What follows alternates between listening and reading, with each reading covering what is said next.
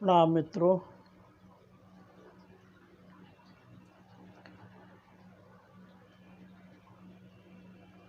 आपने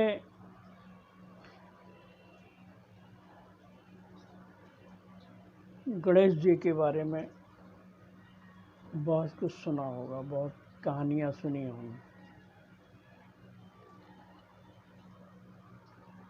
कि उनकी उत्पत्ति कैसे हुई और उस पर लोगों के तरह तरह के विवाद हैं।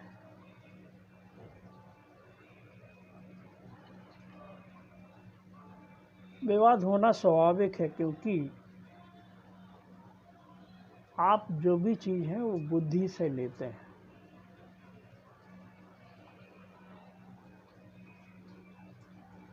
और बुद्धि से अध्यात्म को नहीं जाना जा सकता है।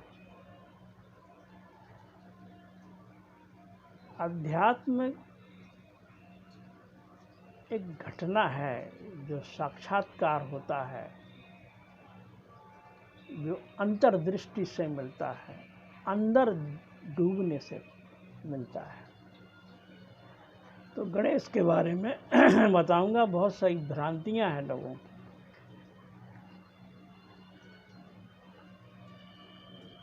मैंने पिछले वीडियो में बताया था कि जब आपकी मूल आधार चक्र से ऊर्जा उठ करके जब आज्ञा चक्र पर यहाँ आती है, तीसरे नेत्र पर आती है, तो एक प्रकाश पुंज की भांति इकट्ठी हो जाती है। उसको आत्मा कहते हैं।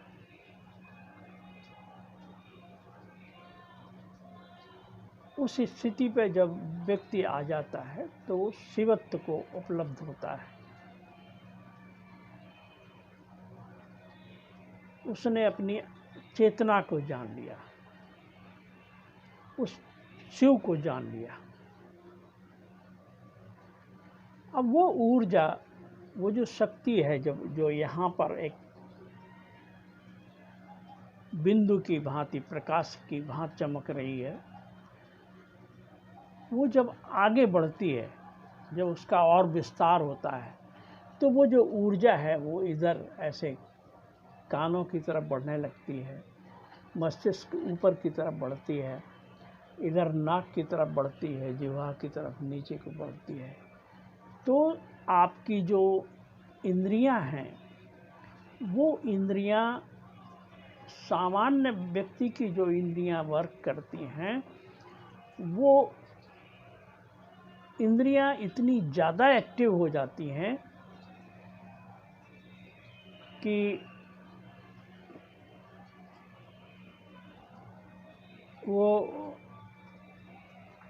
आम आदमी से बहुत अधिक मात्रा में एक्टिव हो जाती हैं और उनको ज़्यादा दिखाई देने लगता है, ज़्यादा सुनाई देने लगता है, ज़्यादा सूंघना, घ्राण शक्ति बढ़ जाती है, ज़्यादा स्वाद बढ़ जाता है। तो अब इस ऊर्जा, इस चीज़ को अगर किसी चित्रकार से कहिए आप कि एक ऐसा चित्र बनाइए जिसको ज़्यादा सुनाई देने लगा है, तो वो क्या करेगा? वो चित्रकार की भाषा चित्र बनाने की है। वो शब्दों में तो लाएगा नहीं, वो वाणी में तो लाएगा नहीं, वो तो चित्रों के माध्यम से ही आपको बताने की कोशिश करेगा। तो करेगा क्या? वो आपके कानों को बड़ा सा बना देगा। इसका मतलब आपको बहुत ज़्यादा सुनाई देने लगा है। अब आपकी सूंघने की शक्ति बढ़ गई है, तो क्या करेगा? वो आपकी नाक को बहुत लंबा सा, बड़ा सा बना देगा।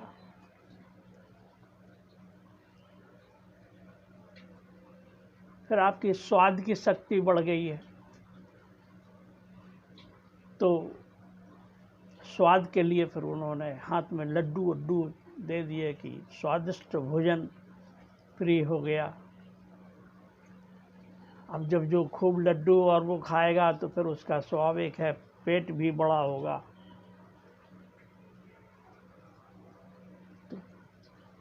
और अब जब ये सब कुछ बढ़ेगा तो स्वाभाविक उसकी बुद्धि बहुत तीव्र हो जाएगी, बहुत तीक्ष्ण बुद्धि हो जाएगी। और जब बुद्धि इतनी तीक्ष्ण हो जाएगी तो हर चीज़, हर तर्क को वो काटने की क्षमता रखता होगा। तो उसको कैसे दिखाएं? तो उसका एक वाहन बना दिया कि वाहन है उसका चूहा। चूहा क्या कहो, चूहा के जो दांत होते हैं, हर इतने पैने होते हैं, हर चीज़ को काट देते हैं। ऐसे ही उसकी जो बुद्धि है उसकी इतनी तर्कपूर्ण हो जाती है कि वो हर चीज़ में तर्क वितर्क और कुतर्क काटना प्रारंभ कर देता है। तो उसका प्रतीक चूहा बना दिया। तो एक चित्रकार की अभिव्यक्ति है, उस ऊर्जा, उस अदृश्य शक्ति को कैसे बताया जाए? उस अदृश्य शक्ति को बताने का एक ढंग है। तो एक चित्र का निर्माण हो गया, वो हो गया जिसके बड़े कान हैं, बड़ी सूंड है, स्वादिष्ट भोजन करते हैं, तीव्र बुद्धि है। और तो वो एक गणेश की प्रतिमा चित्रकार ने बनाई और वो बन गई। अब वो उत्पन्न कहाँ से हुई है? उत्पन्न उस शिव शक्ति से हुई है, उस चेतना से हुई है। वो जब फैली, वो जो बड़ी, तो फिर वो बड़ी हुई है, उससे वो पैदा हुई है। इसलिए वो शिव को उसका पुत्र बताया कहानी में।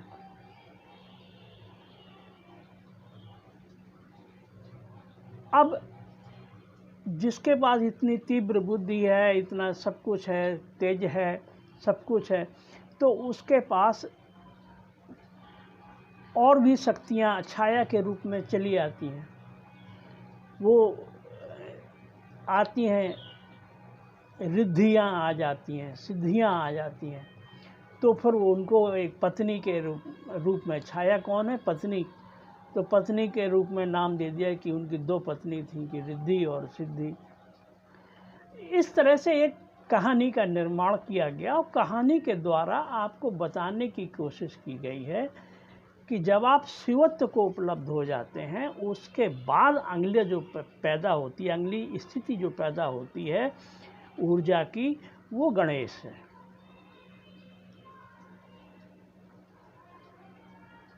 तो मैंने आपको साइंटिफिक वे में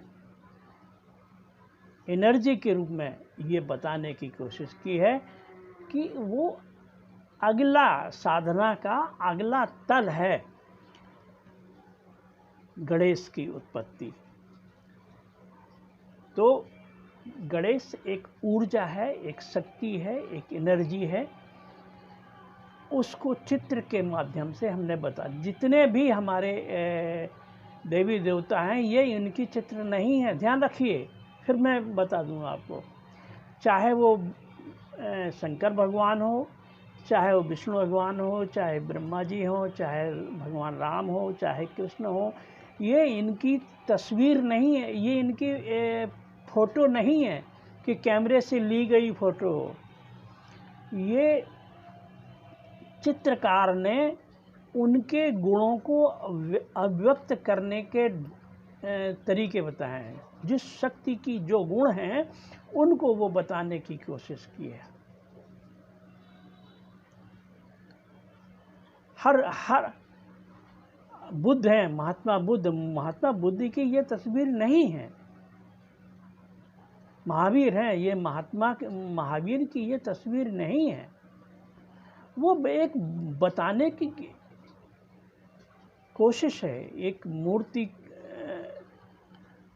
एक आप चूँकि दृश्य को ही जानते हैं, आप उस अदृश्य को नहीं जानते हैं, तो उनके गुणों को कैसे अभिव्यक्त किया जाए वो एक चित्रों के माध्यम से आपको बताने की कोशिश है। तो गणेश जी चित्र के माध्यम से उस शक्ति को बताने की कोशिश है। तो अगले वीडियो में फिर मैं और किसी दूसरे टॉपिक पर बात करूंगा। आज मैं इतना ही बताना चाह रहा हूं कि गणेश एक शक्ति है, एक ऊर्जा है। उसके गुणों को अव्यक्त बताने का चित्र के माध्यम से एक मूर्ति है। अब उसको कहानी के रूप में बताने के लिए कहानी गढ़ी गई और कहानी बताई गई। कहानी के ढंग से आपको समझाने की कोशिश की गई है। हमने पिछले वीडियो में बताया था कि अध्यात्म गलत नहीं है। हमारी समझ, हमारी बुद्धि उस समय बहुत कम विकसित थी, तो हमको कहानियों के माध्यम से अध्यात्म को बताने की कोशिश की गई। तो इस एक कहानी के माध्यम से कि गणेश, अब उन कहानियों में बहुत सारी गलतियां आप पकड़ लेंगे। अब बताइए, पार्वती जी जो इतनी सुंदर थीं, इतनी, उनके शरीर से इतना मैल निकला कि क्या नाम, गणेश की उत्पत्ति हो गई। इतना ज़्यादा गंदगी सी उनके शरीर पर, इतना मैल था। तो एक कहानी है, एक बताने की है कि का ढंग है कि उनसे इस चीज़ की उत्पत्ति हुई है। फिर अगर शिव भगवान ने, अगर शंकर जी ने अगर उसकी गर्दन काट दी थी, तो वो गर्दन कहाँ गई? उसी गर्दन को दोबारा क्यों नहीं लगा दिया? क्यों हाथी की गर्दन को काटा? और एक परमात्मा है, एक जीव को मार करके दूसरे के जीव को क्यों पैदा करेगा? फिर हाथी को क्यों मारा उन्होंने? हाथी का क्या कसूर था कि हाथी को काट के उसकी गर्दन? तो ये इन कहानियों में अगर आप तर्क में पढ़ेंगे तो उलझेंगे। उन कहानी का कोई मतलब नहीं, सिर्फ इतना है कि कैसे आपको समझाया जाए कि शिव की उत्पत्ति है, वो शिव और पार्वती के मिलन से जो उत्पत्ति होती है, जो आगे की जो ऊर्जा पैदा होती है, वो गणेश है। हमने अपनी बात के माध्यम से बताने की कोशिश की है। कितना बता पाया हूँ, कितना सफल हुआ हूँ, ये क्योंकि सत्य को कभी पूरा बताया नहीं जा सकता। ये खाली अपनी अपनी कोशिश है, प्रयास है। मैं भी एक प्रयास कर रहा हूँ, बेकार का प्रयास। समझ में आ जाए तो ठीक है। अगर किसी को कुछ पूछना हो तो मैं इस नंबर पर मुझसे पूछ सकते हैं। आपके अंदर बैठे परमात्मा को मेरे सत नमन, प्रणाम।